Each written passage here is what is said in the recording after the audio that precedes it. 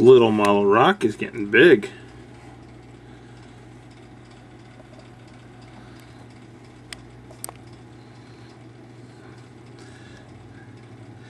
Ain't going too close.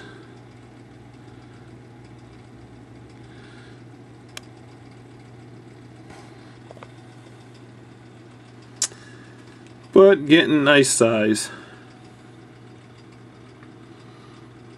Eats anything I put in front of it now. Turned into a good eater. But time to clean the cage.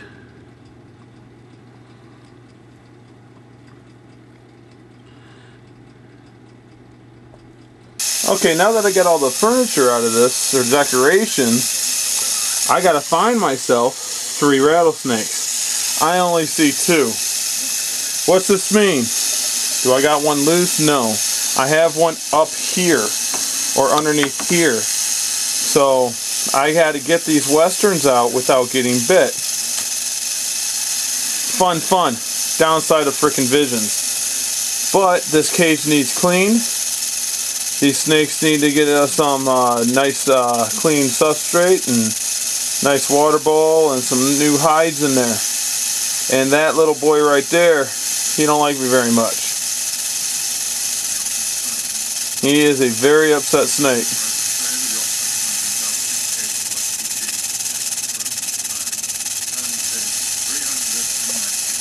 But we got to get them out. Alright, I found them all. There's one back here in this corner. There's back one behind the little box I have. These ones here, like the box like that, they will never get in it if I put a lid on it with a hole in it, but they'll sit in it like that.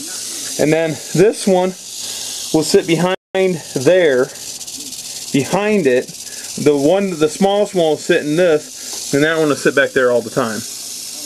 I try to keep it simple because this little guy right here, should I say this old man, likes to do all Western bad habits, twisting, biting, going nuts. So the other 2 are real calm, laid back. But that old man right there is a nut. Nothing but a nut.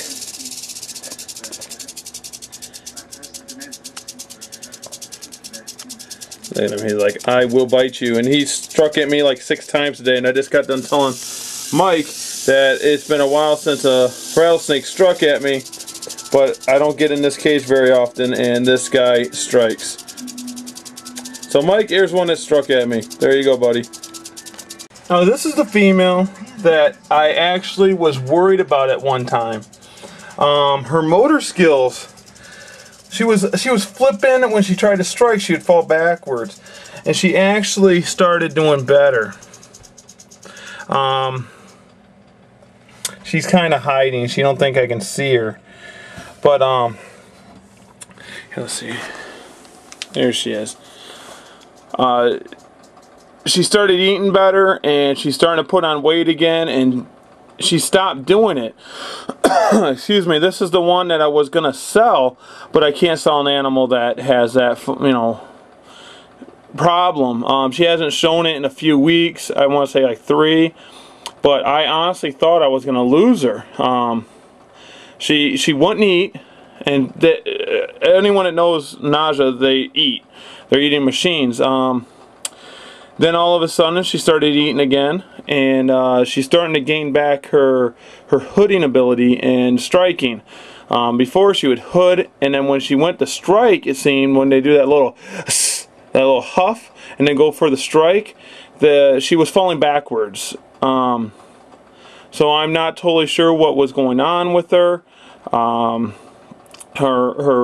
She's clean on the inside as far as I know. I don't know. She's captive bred. I'm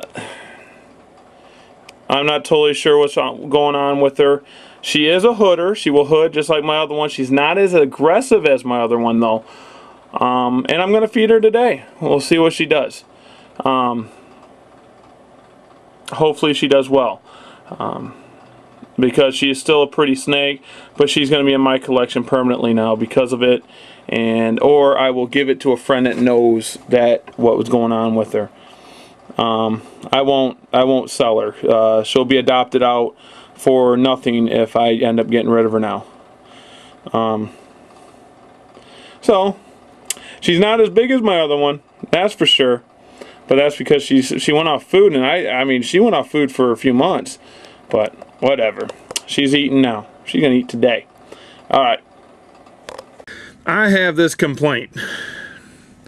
Everyone knows I just cleaned this girl's tank, and everything was going good. But look what she did. She decided to shed. She decided to shed and make a mess. So guess what? I think she's gonna crap too today. But it shows her colors. She's a pretty girl. I knew she was gonna shed. She dulled out. So I shouldn't complain too much. But whatever. She's a pretty girl.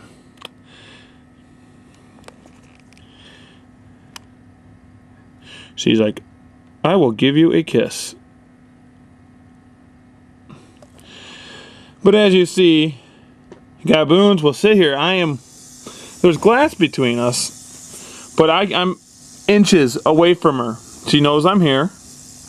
But she thinks she's invisible. So she's going to stay as still as possible. And hope I don't touch her and grab her.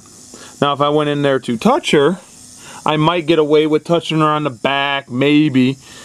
Or something like that. But if I actually did grab her, she will bite. She will get me. And that's how Gaboons act. They stay still. They use their camouflage to hide. And the fact that most people know and most animals know, you see a Gaboon, you just don't, you know, touch it. But this is my girl. So, gotta get back in there today. Look how dirty that shed is. That's a dirty shed. And now remember, cleaning Gaboon viper cages, your rattlesnake cages, and any snakes, venomous snake cages, you got to watch out for shed fangs. They replace their fangs a lot, and I'm never caught one, but I'm sure I've thrown them away.